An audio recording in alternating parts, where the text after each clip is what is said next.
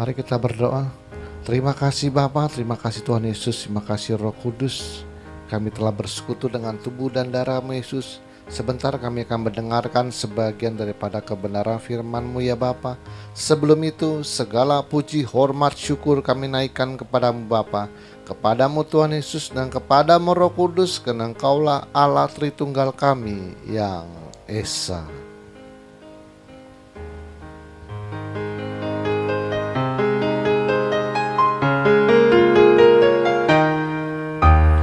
Hormat bagi Allah Bapa, hormat bagi anaknya,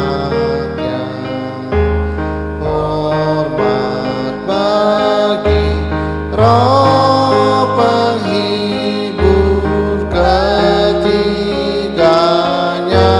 yang Esa. Haleluya, haleluya, ketiganya yang Esa. Haleluya, haleluya, ketiganya yang Esa. Ketiganya yang Esa, ketiganya yang Esa.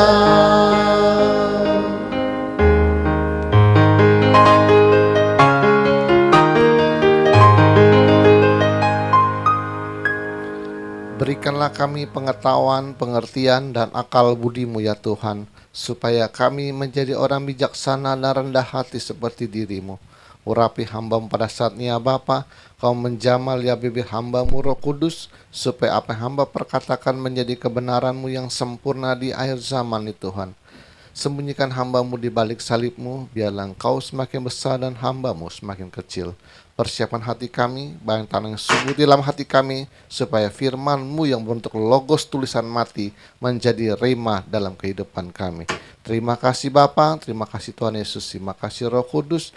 Di dalam nama Tuhan Yesus kami telah berdoa dan mengucap syukur. Haleluya, kita yang percaya katakan amin. Mari kita ucap salam kita. 1, 2, 3. Salutam en Christo en dunameon energemata. Salam dalam Kristus dalam kuasa mujizatnya. Amin. Shalom. Silakan duduk.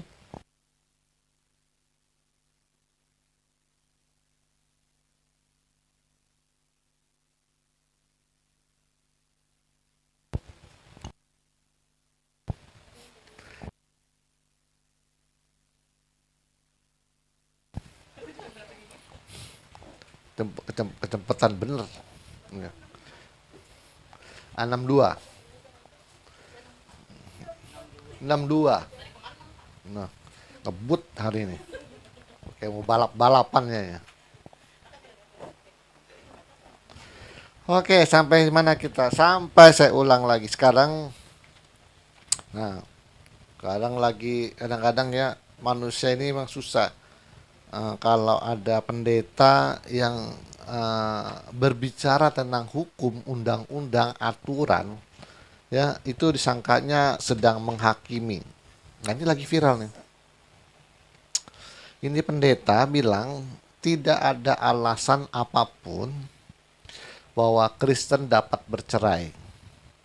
Mau dia KDRT, mau dia tidak cocok lagi, atau karena kemiskinan, atau mandul nggak punya anak, atau NPD, atau apalah namanya. Pendeta itu bilang tidak ada alasan apapun, walaupun gangguan jiwa sekalipun, tidak ada alasan untuk bercerai. Nah, jadi suatu pendeta itu sedang bilang seperti itu, rupanya ada yang tidak terima. Tidak ada yang terima. Dia bilang pendeta yang suka bilang bahwa tidak boleh cerai karena KDRT, dia salah. Mungkin pendeta itu adalah orang yang melakukan KDRT. Orang yang berkata NPD tidak boleh bercerai, mungkin pendeta itu memang seorang NPD dia bilang. Jadi dia mukul balik gitu ke pendeta itu. Ya, kalau saya susah. Saya hanya bilang kalau di ATM saya tidak izinkan itu terjadi. Kenapa? Pendeta itu sedang ngomong peraturan. Aturan Tuhan. Gini. Aturan Tuhan itu seperti ini. Tuhan bilang jangan mencuri, oke? Tapi dalam prakteknya ada nggak yang korupsi? Oh, banyak, ya kan? Masalah Anda mau korupsi 100 kali itu urusan kalian. Tapi aturannya bilang jangan mencuri. Tuhan bilang barang siapa menceraikan istrinya, maka barang yang menikahwini perempuan itu dia telah berbuat zina. Barang siapa istri menceraikan suaminya dan barang siapa menikah dengan suaminya itu dia berbuat zina. Itu aturannya itu. Jadi dianggap engkau berbuat zina selama suaminya atau istrinya masih hidup. Kemarin saya masih ngomong sama istri saya, ini aturan ini nih yang paling sulit memang. Aturan perceraian dan perzinahan ada paling sulit dihindari oleh manusia. Karena biasanya manusia itu selalu bersembunyi dengan kata-kata ini loh. Semua manusia berhak bahagia. Jadi kalau saya ceraikan kamu yang buruk dan saya menikah lagi, itu saya berhak bahagia. Karena saya mau menikah dengan yang dengan bahagia. Padahal kebahagiaan manusia itu sebenarnya masih abstrak loh. Kebahagiaan manusia. Kata orang, kalau saya menikah, saya akan bahagia. Ternyata setelah dia menikah, bukannya bahagia, mana penderitaan. Terus dia berpikir lagi, kalau setelah menikah, saya punya anak, saya bahagia. Kalau nggak punya anak kan sedih juga ya Bu ya. Oke, punya anak. Ternyata selama dia punya anak, dia banyak berkeluh kesah tentang biaya anak sekolah, biaya makan, biaya apa les segala macam, yang akhirnya banyak keluhan-keluhan kita terhadap anak, yang anak susah diatur, susah dibilangin, banyak keluhannya. Katanya bahagia, tapi ternyata ngeluh.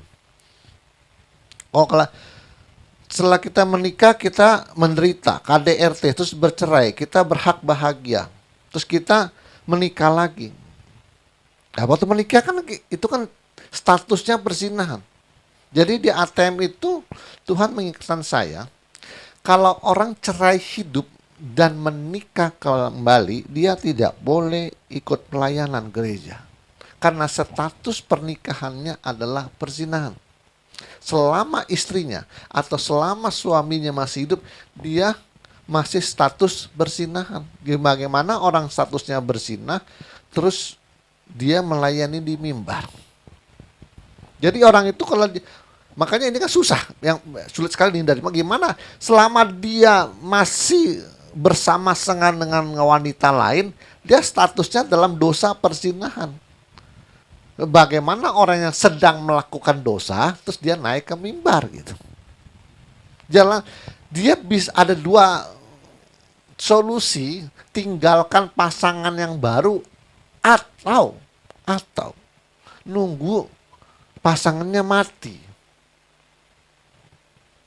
Tapi kemarin istri saya juga bertanya, kalau dia pasangannya waktu cerai hidup nih, umurnya 22, 23, 24. Nunggu dia mati itu lama, Pak. Saya ini masih 22, masih muda, saya 25. Janda umur 25, nunggu suaminya udah kawin lagi, anaknya mungkin udah 3.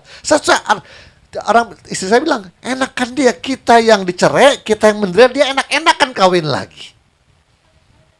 Ya, kalau sana nikah, sini nikah, dua-duanya jatuhnya berzinah. Karena kan udah bilang me itu artinya tidak terkecuali, tidak satu pun. Barang siapa menceraikan istri, tidak sekalipun karena zina. Jadi karena zina pun nggak boleh cerai. Karena apa yang dipersatukan Allah tidak dapat diceraikan manusia. Terus gimana cara lepas dari dosa ini, Pak? Pertama jalan pertama adalah dia tinggalkan pasangan barunya. Ini permasalahan sulit, Pak. Di sana sudah nikah, di sini sudah nikah. Gara-gara dosa persinahan, masa saya buang yang ini, Pak? Nunggu terus gitu. Susah juga ya. Karena dia mau lepas dari dosa persinahan ini kan masalahnya. Atau ini sana nikah, sini nikah. Artinya dua-duanya berzina. Jadi kalau dia sampai innalillahi wa inna ilaihi keadaannya seperti itu gimana? Supaya lepas dari dosa persinahan ini. Ayo. Gimana caranya? Ayo, di sana berzina kan nikah dengan pasang baru, yang juga nikah pasang. Dua-duanya statusnya berzina. Terus gimana cara lepas dari dosa persinahan ini? Saya bilang yang pertama, pasangan baru ini dilepas. Ada yang kedua. Kita sama-sama berzina, siapa yang mati dulu? Udah nangkep belum ya? Kita sama-sama berzina, pasangan ini kan nikah baru, yang ono nikah baru dong. Jadi sama saling dosa berzina, tidak boleh saling mendahului nih. Jalan satu-satunya nunggu salah satu mati. Di sono mati, mata putus dia. Ya kan? Mana Pak caranya?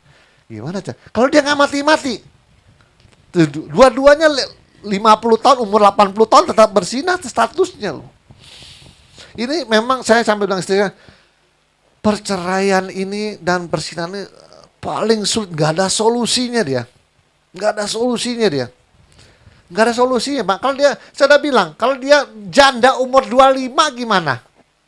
Ayo, kalau seorang duda cerai umur 2, sama anggaplah ini ada perempuan, dia cerai, jadi janda umur 25. Atau laki-laki duda umur 25 gitu cerainya. Waktu cerainya umur 25. Coba Anda bayangin, lagi ganteng-gantengnya umur 25 hidup ngejomblo gitu. Gak bakal tahan dia. Sama perempuan itu, umur 25 lagi cantik-cantiknya anak satu, terus harus nahan sampai nunggu dia mati. Gak bakal bisa itu. Satu jawabannya, akhirnya bilang, karena engkau tidak tahan bertarak. Dorongan seksual itu yang bikin orang, bukannya kebahagiaan yang dicari.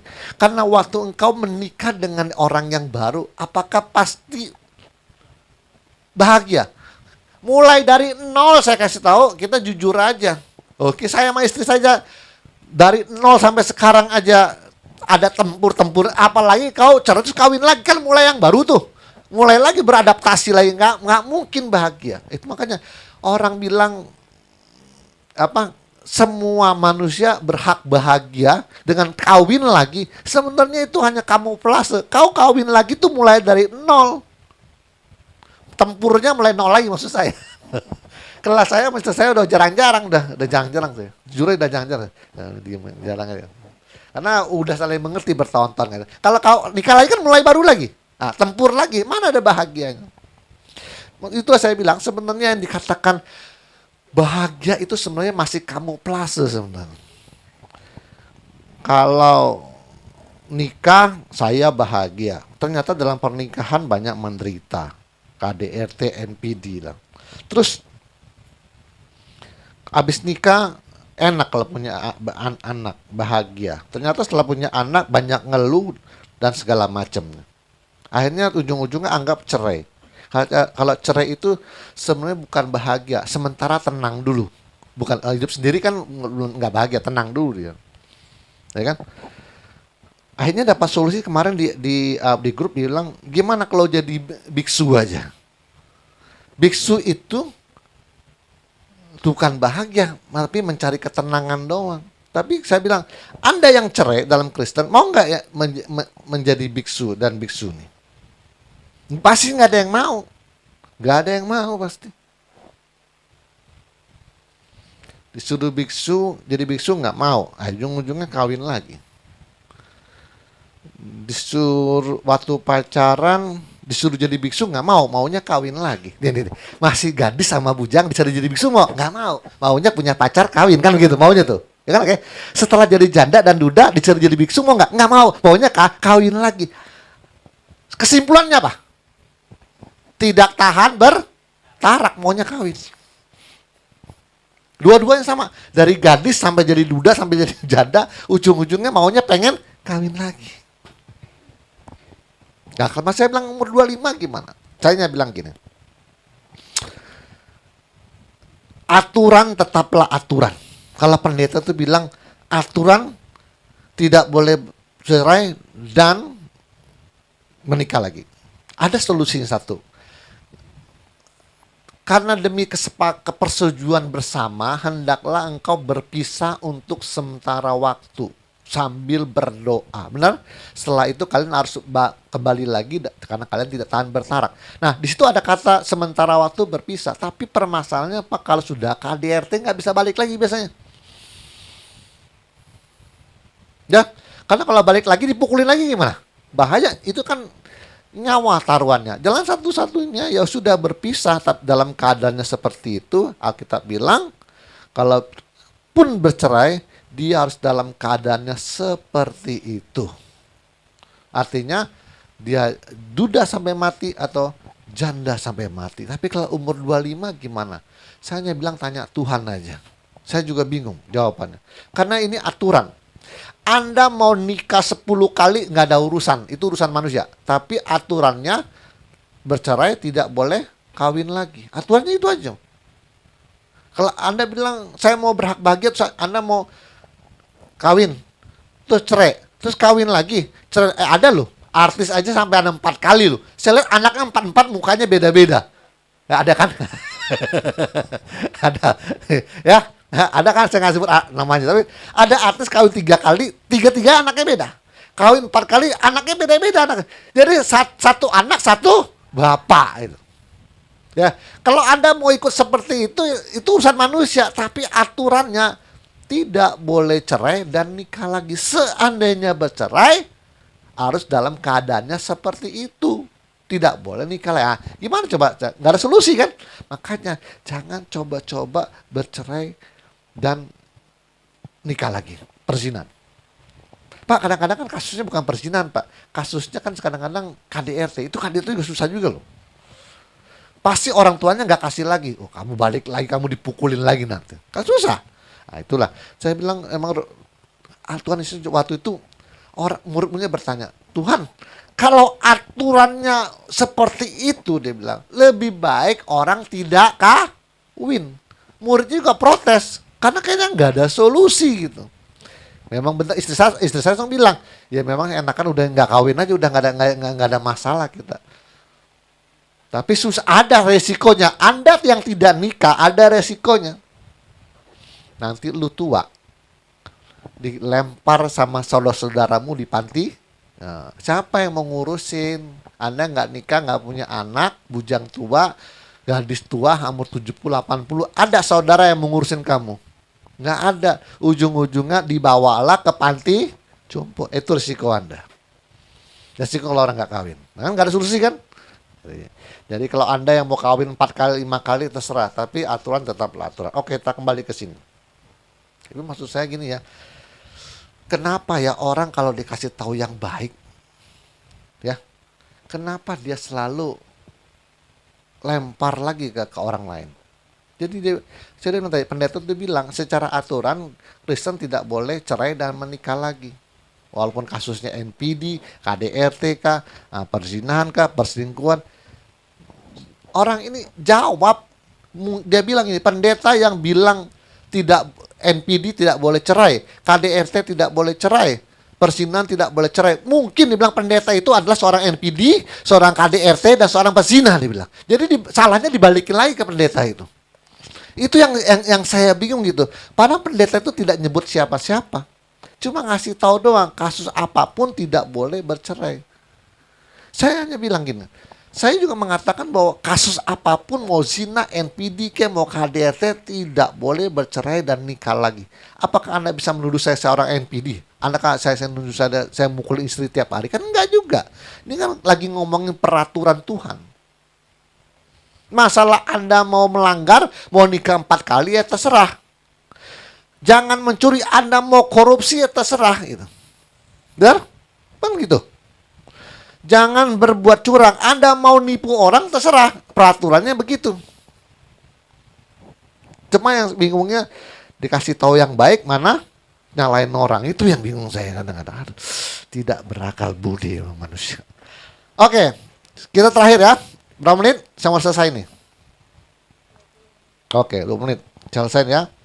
Jadi untuk apa Tuhan menciptakan segala sesuatunya? Pertama, dia ciptakan berlaksa-laksa malaikat. Dan dia tahu bahwa ada satu malaikat akan memberontak dan mendirikan kerajaannya. Tetapi sudah tahu kenapa tidak diciptakan. Jawabannya gampang. Melalui pemberontakannya Lucifer, melalui tidak kekudusannya Lucifer, disitulah akan muncul yang namanya keagungannya Tuhan. Tuhan memang sengaja tahu dan sengaja ciptakan. Setelah Lucifer, iblis memberontak, maka diciptakanlah manusia. Tuhan tahu nggak, ditanya manusia pasti melanggar hukumnya. Udah tahu. Tuhan tahu, tetap diciptakan. Jawabannya gampang. Karena melalui pelanggarannya Adam, maka keagungan diri Tuhan akan segera muncul. Gampang sih sebenarnya. Sebenarnya segala sesuatu itu ya, segala sesuatu yang Tuhan ketahui memang sengaja dia mau seperti itu. Walaupun di dalam kehendaknya Tuhan ada kehendaknya ciptaannya juga. Gini contohnya. Kenapa Tuhan menciptakan Adam dan Hawa sampai jatuh? Pertanyaan gampang nih. Yang bikin Taman Eden siapa? Tuhan. Yang taruh manusia di situ siapa? Tuhan. Yang tanam pohon pengetahuan yang baik siapa? Tuhan. Yang tanam pohon kehidupan siapa? Tuhan. Saya pertanyaannya, kenapa pintu gerbangnya dibuka sampai ular bisa masuk? Siapa yang buka? Tuhan. Loh, Pak, lagi itu manusianya terperangkap dong. Tuhan yang ciptain, Tuhan sengaja yang enggak. Memang Tuhan sudah cipta semuanya, diatur Tuhan, dibikin seperti ini. Cuma untuk pelanggarannya Tuhan tidak nyuruh. Tuhan hanya bilang, jangan kau makan pohon pengetahuan yang baik. Udah itu aja. Tapi Tuhan tahu nggak dia bakal melanggar? Iya, biarin aja. Tuhan karena punya solusinya. Kan sudah solusinya. Nih kalau jatuh, Yesus kamu siap-siap nih turun. Dia sudah tahu solusinya. Jadi Tuhan walaupun manusia jatuh, dia sudah tahu dan sudah memberikan solusinya. Nah dari nanti semuanya ini, dari malaikat yang berlaksa-laksa, yang belum dihukum Tuhan, ibarat seorang pejabat negara, Lucifer itu sementara ya diduga telah melakukan dan melanggar kesucian Tuhan. Maka dia harus diberhentikan sementara dari jabatannya. Nanti seandainya tidak terbukti, maka Lucifer akan menjabat jabatannya kembali seperti manusia. Misalnya ada seorang pejabat menteri diduga korupsi, maka dia harus diberhentikan dulu supaya semua KPK kepolisian dapat memeriksanya dengan leluasa. Karena kalau dia masih punya kekuasaan, dia bisa ngatur aparat kepolisian, dia punya masih berkuasa, maka diberhentikan dulu oleh presiden supaya aparat hukum dapat memeriksanya dengan leluasa tanpa hambatan. Demikian juga Lucifer sementara diberhentikan Tuhan dulu dari sorga, pejabatannya sebagai WL diberhentiin dulu, tunggu sebentar. Nah, maka diciptakanlah manusia dan yang dia sudah tahu melanggar hukum. Dan Tuhan sudah kasih solusinya dengan dia sudah bersiap-siap untuk turun ke dunia menebus dosa manusia. Setelah dosanya ditebus, kesananya Tuhan sedang perbaiki serupa segambar dengan dirinya. Nah, sementara Lucifer yang memberontak masih keluyuran nih, masih keluyuran di dalam hukum ya. Untuk namanya menghukum seseorang, pertama itu kan Alkitab bilang harus, kalau secara hukum harus ada barang bukti. Benar? Pertama itu ada barang buktinya. Kalau kamu maling ayam, bukti ayamnya kemana? Dijual kemana? Kedua apa? Saksi. Jadi untuk menghukum secara di dalam dunia manusia juga, itu ada barang bukti dan ada saksinya. Kan nggak bisa bilang, nah, kita komentar kan nggak bisa kita, Pak Jokowi ijazahnya palsu gitu. Kan nggak bisa begitu asal tuduh, Pak. Aturan mainnya, dengar nih, aturan mainnya supaya yang di ruangan ini ngerti dan yang mendengarkan khotbah saya mengerti, supaya jangan ikut gila seperti netizen yang lain. Dengar.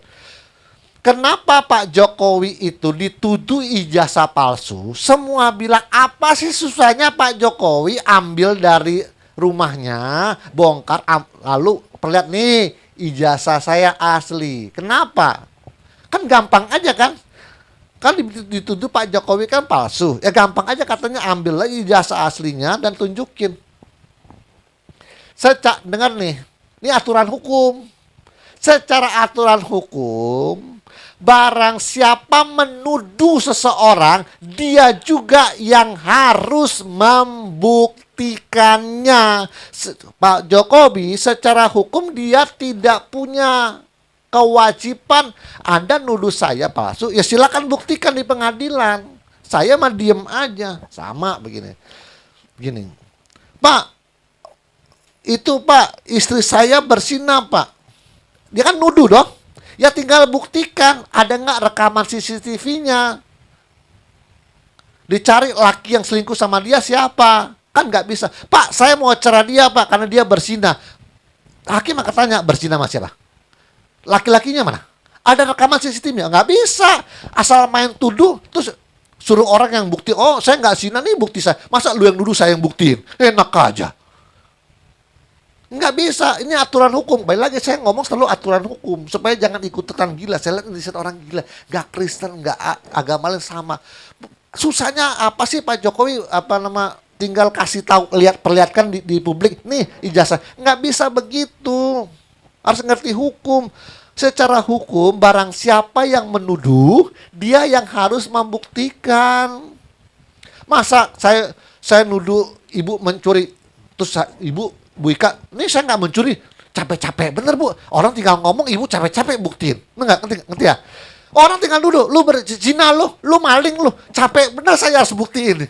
Capek bener saya.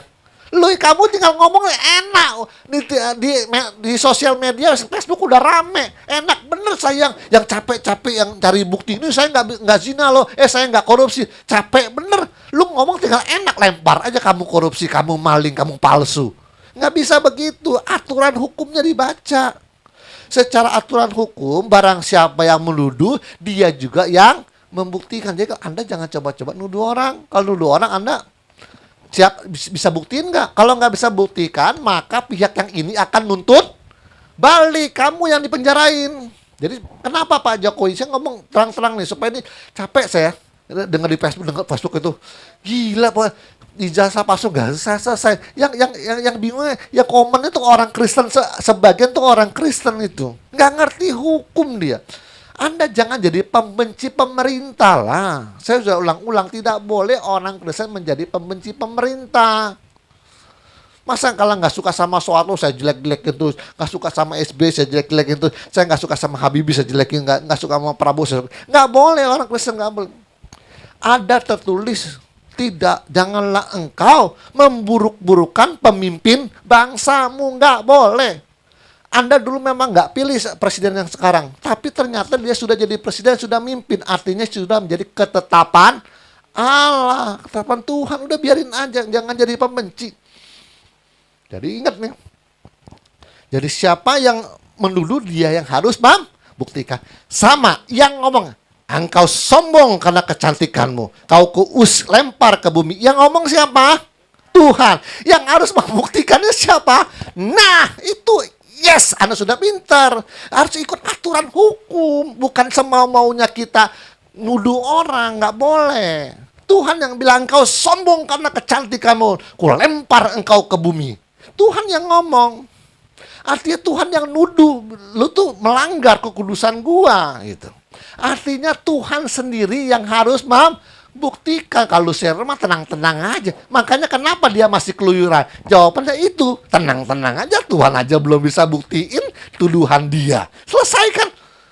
Kok susah? Pak, kok Tuhan harus membuktikan? Emangnya Lucifer itu siapa? Sampai harus Tuhan yang buktikan. Tuhan kan maha kuasa yang menciptakan segala sesuatu, Pak.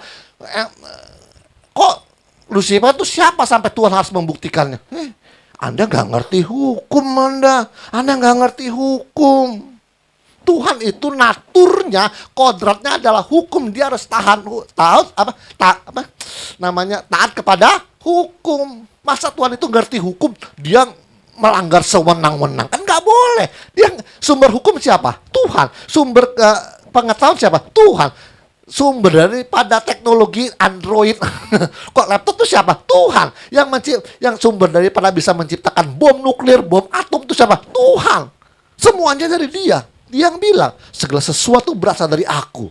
Semua dari Dia. Artinya Dia ngerti dong. Makanya sampai Dia ngerti incest, makanya Dia tidak izinkan Adam dan Hawa itu incest. Dia mengerti ilmu dokter, segala dokter, ilmuwan dari segala ilmuwan, dia mengerti bahwa incest itu merusak kromosom dan DNA. Maka Dia tidak izinkan keturunan Adam incest. Makanya saya bilang, teologi yang salah. Kalau Tuhan yang ngerti ilmu kedokteran, Dia sengaja biarin dulu incest. Bodoh sekali kau. Tuhan yang mengerti hukum, sumber daripada hukum, Dia yang nuduh Lucifer, suruh Lucifer yang masuk neraka tanpa ada pembuktian.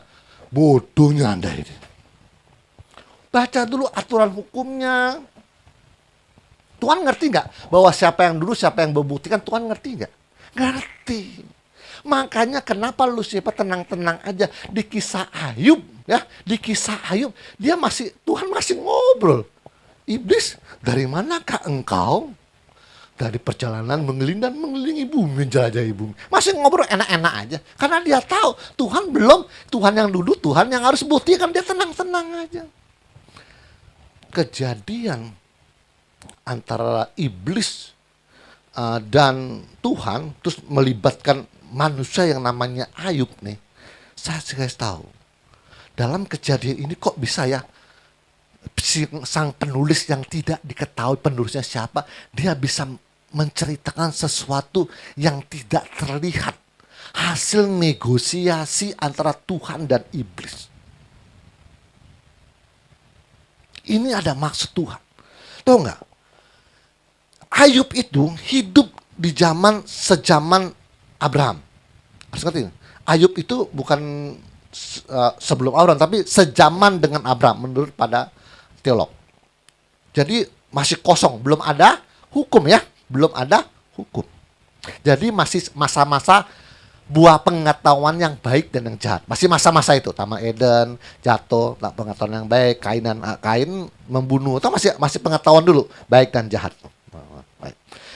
Saya dengar kejadian Ayub sama Tuhan sama iblis ngobrol, saya kasih tahu, yang paling memperhatikan adalah, dengar, malaikat di sorga.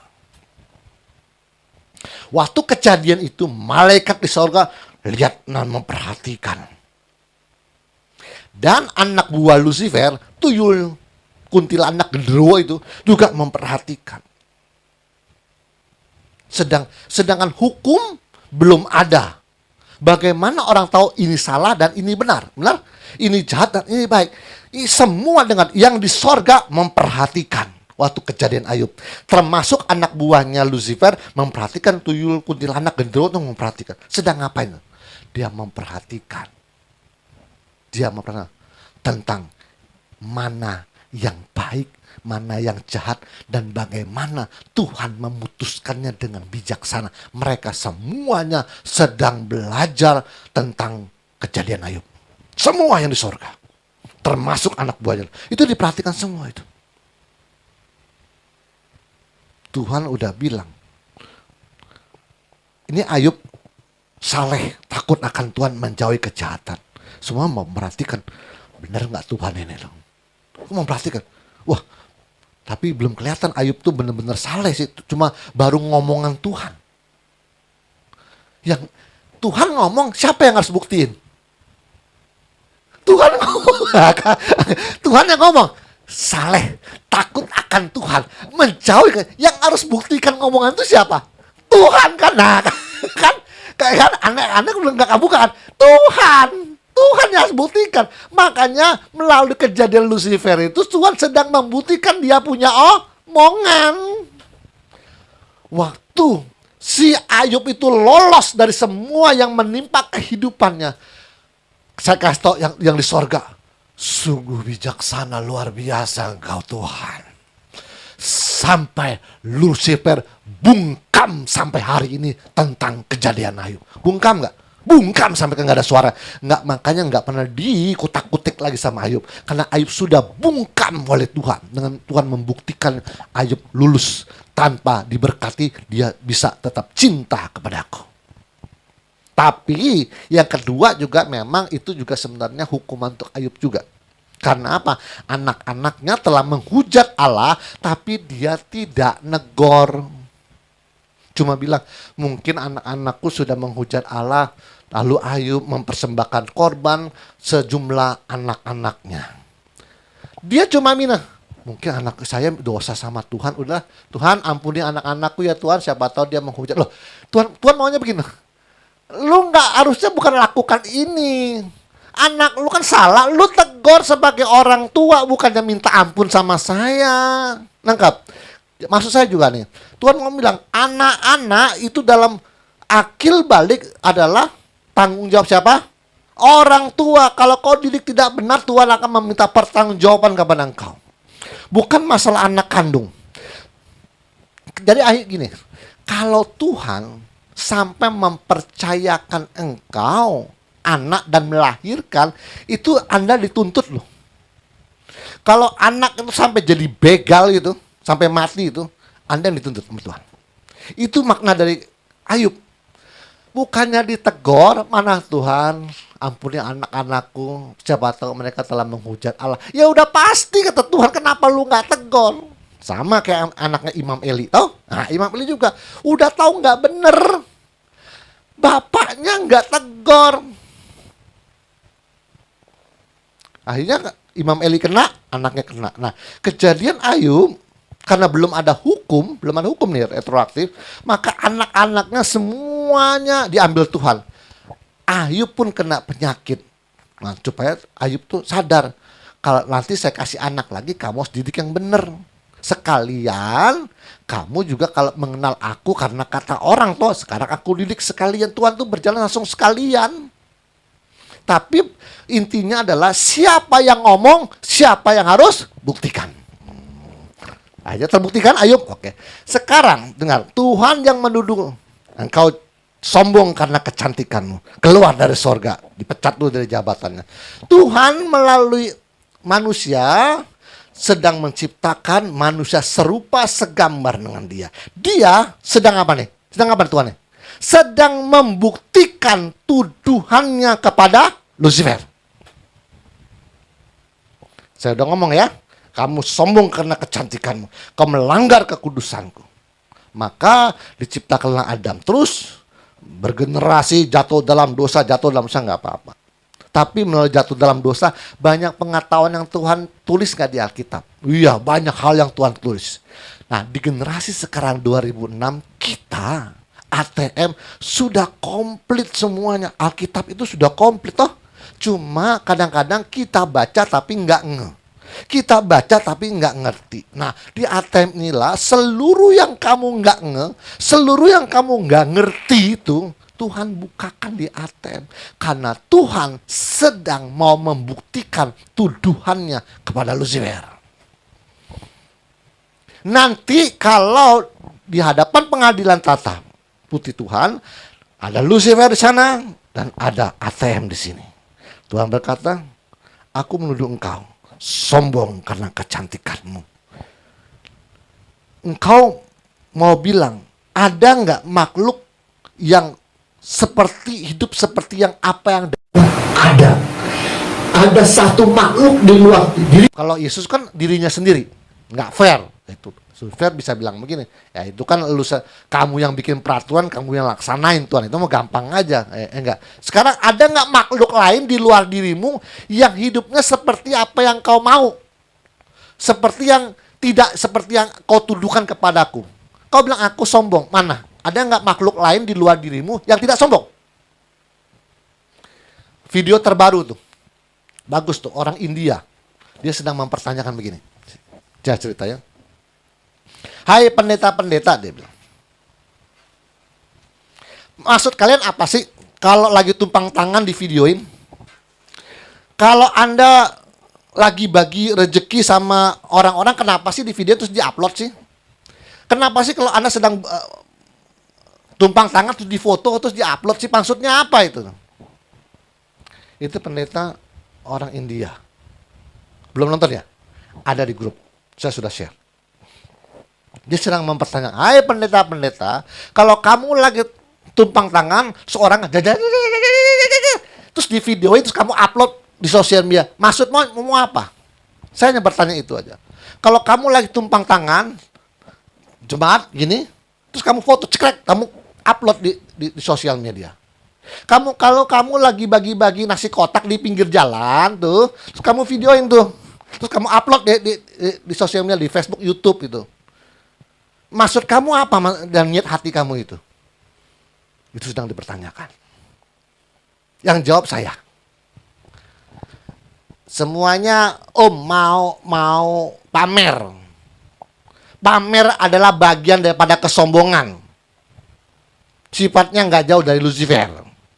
Salah satu cara Tuhan untuk menghentikan kesombongan adalah sakit dan kematian. Maka semuanya sakit dan mati. Selesai.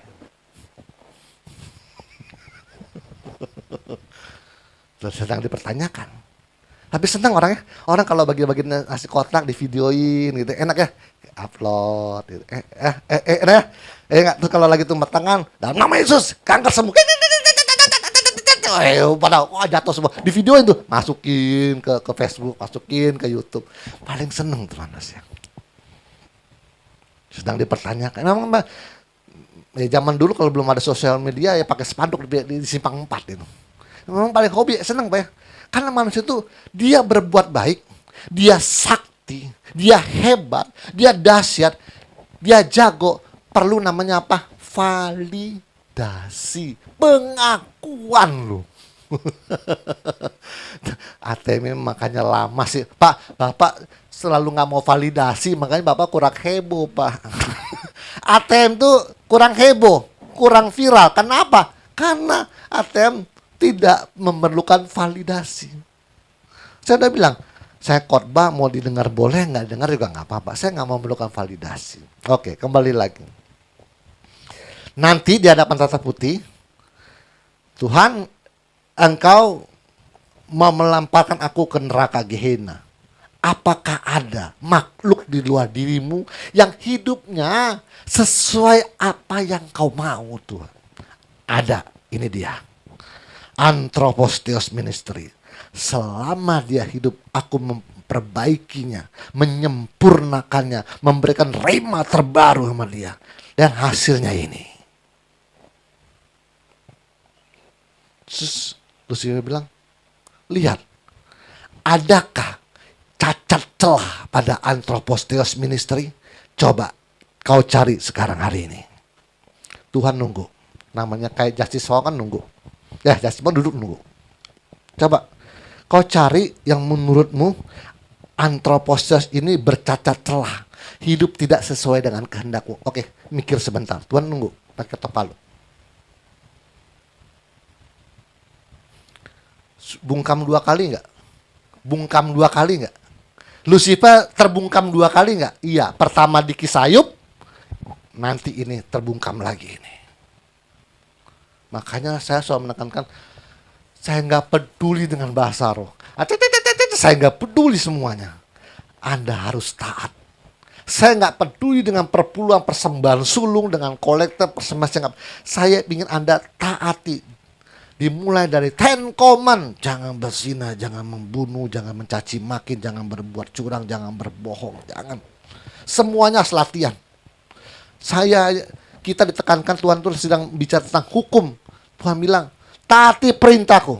Taati perintahku. Aku nggak peduli dengan ibadah 10 hari Pentakosta. Aku nggak peduli dengan perayaan Natalmu yang begitu megah. Aku nggak peduli dengan perayaan Paskahmu yang begitu hebat. Aku nggak peduli dengan hari raya ulang tahun gereja yang meriah. Aku mau hidupmu taat seperti Kristus. Ini nggak gampang ini, Mas. Jadi kita ditekankan taat kepada semua perintahnya. Fungsinya apa? Untuk membungkam Lucifer. Nanti di sana setelah Lucifer dilempar ke neraka dan orang-orang yang melanggar Tuhan dilempar ke neraka, dan sebagian ini yang nggak tahu apa-apa nih, yang nggak terpilih nih, yang nggak terpilih nanti akan dihitung amal soleh dan jahatnya. Yang tidak terpilih Pak ya. Jadi jangan dikit-dikit di luar agama Kristen masuk neraka. Nggak boleh. Akulah jalan dan kebenaran dan hidup. Tidak seorang pun datang kepada Bapa kalau tidak melalui aku. Melalui akunya berlaku di hidup ini dan berlaku nanti di akhirat. Jadi di sini melalui aku. Siapa? Iman kepada Kristus. Nanti di akhirat kau akan bertemu dengan siapa? Tuhan Yesus Kristus, Tuhan yang Maha Esa. Dan melalui dia ketok palunya. Yang tidak terpilih dihitung jahat solehnya. Ukurannya apa? Hati nurani. Jadi dia Anda jangan bilang nanti orang yang tidak terpilih itu pakai Alkitab ya, orang nggak ngerti Alkitab. Nggak udah nanti bisa ditanya kelas-kelasnya potong samcong itu ditanya nanti, menurut kamu berbuat itu salah apa enggak? Salah. Makanya saya nggak berbuat Tuhan. Oke, Tuhan. Jadi hitung-hitung tuh. Dengar, Tuhan tidak akan mencurangi hitung-hitungannya loh. Ya. Kalau kamu pernah sedekah sama orang dihitung. Tapi kamu pernah buat jahat apapun kamu dihitung. Nah, yang hebatnya lagi. Nah, kita ini yang yang udah pasti masuk surga, yang dihitung pahalanya tuh. Jadi Anda pernah ngasih uang 500 perak pun itu dihitung. Karena sedang memperebutkan mahkota. Dihitung semua, Tuhan nggak akan curang. Tanggalnya sekian semua dicatat. Cuma permasalahannya ada ayatnya bilang begini. Semua pekerjaan seseorang semua akan diuji oleh api. Jika pekerjaan itu tahan uji, maka dia akan selamat. Tapi jika pekerjaannya tidak tahan api, terbuat dari rumput kering, emas, perak, segala macam ya, maka dia tetap akan diselamatkan. Tapi seperti orang keluar dari dalam api. Dengar pendeta-pendeta. Anda yang suka berbuat baik, Anda yang suka bikin mukjizat, Anda yang suka sedekah, Anda yang suka pelayan begitu hebat, kalau kau pamer, ya, pekerjaanmu terbakar oleh api. Gerejamu yang besar tidak ada pahalanya. Karena terbakar dalam api. Dan engkau tetap selamat, tapi seperti engkau keluar dalam api. Kalau orang keluar dari api, rambutnya gosong, bakar, mukanya hitam, bajunya bolong-bolong. Kalau orang masuk sorga dalam keadaan seperti itu, kira-kira hatimu seperti apa? Orang berbajunya bagus semua, seperti malaikat pakai jubah putih. Tapi keadaanmu itu masuk sorga menghadap Tuhan Yesus seperti keluar dari dalam api. Bajunya kebakar, mukanya gosong, rambutnya berdiri semua. Semuanya pakai jubah putih. Kau yang kelas-kelas yang suka pamer tuh begitu masuk surga ngadep Tuhan Yesus. Kira-kira kita ada merasa apa? Malu. Itu artinya nanti Tuhan, gerejaku 5 miliar Tuhan, jemaatku Tuhan 10.000 jiwa Tuhan. Kok nggak dapat mahkota Tuhan? Tinggalnya kayak mes-mesan, satu rumah dikumpulin 10 orang Tuhan. Malu dia. Di dunia begitu hebat, tapi di sana pahalanya kecil. Kalau istilahnya Arab namanya itu dosa apa? Dosa apa? Yang suka pamer. Riya. Pernah dengar? Dosa riya. Jadi orang melakukan satu kebaikan tapi ingin diperlihatkan kepada semua orang. Itu dosa riya. Namanya dosa bisa dapat pahala enggak? Enggak bisa. Angus terbakar oleh api. Nah, setelah Lucifer nanti dilemparkan neraka dan orang-orang sebagian dilempar udah yang enggak selamat masuk neraka, disitulah nanti dengar nih, keagungan Tuhan terlihat. seluruh makhluk akan bilang, sungguh mulia dan agung Engkau Tuhan. Kemuliaan-Mu begitu baik dari segala zaman Tuhan. Dan hari ini Engkau telah membuktikan keagungan-Mu dan ketaatan-Mu kepada hukum. Dan tak seorang pun yang dapat mengelak dan dibungkam semua di hadapan-Mu. Di situ nanti kemuliaan dan keagungan Tuhan akan diperlihatkan. Anda yang di ruangan ini akan ada di situ. Karena Anda terpanggil untuk itu. Yang lain nonton di belakang. Maaf ya, ini bukannya mau sombong atau merasa tinggi hati. Enggak. Memang visi ini diberikan kepada Anthropos Theos Ministry. Jadi orang yang mau belajar sama ATM lah yang akan menyaksikan itu. Berada di situ. Dan saya supaya saya tidak terlalu jadi sombong, maka visi ini sebenarnya harus dibawa ke Sinode Gereja Bethel Indonesia. Harusnya. Karena waktu saya ditabiskan, Tuhan sendiri yang bilang, Hendy anakku, visi GBI lah engkau yang akan menyelesaikannya. Tapi hari ini, saya berkata saya tidak ada di GBI lagi. Nanti ke depannya gimana? Pasti ada jalan Tuhan. Karena Tuhan bilang, visi GBI engkaulah yang akan menyelesaikannya. Tuhan Yesus memberkati dan mari kita berdoa. Terima kasih Bapa, terima kasih Tuhan Yesus, terima kasih Roh Kudus, hamba-Mu telah selesai ya Tuhan. Kiranya Engkau mengumpulkan kami minggu depan dengan tubuh yang sehat Tuhan. Seperti janji-Mu kepada kami, jika kami taat dan melakukan dengan setia setiap perintah-Mu Tuhan, maka Engkau akan jauhkan kami dari sakit penyakit. Terima kasih Bapa, terima kasih Tuhan Yesus, terima kasih Roh Kudus. Di dalam nama Tuhan Yesus kami telah berdoa dan mengucap syukur. Haleluya. Kita yang percaya katakan amin. Tuhan Yesus memberkati. Syukran laka ya Rabbi ala fadlika al-abadi qad ashtu fi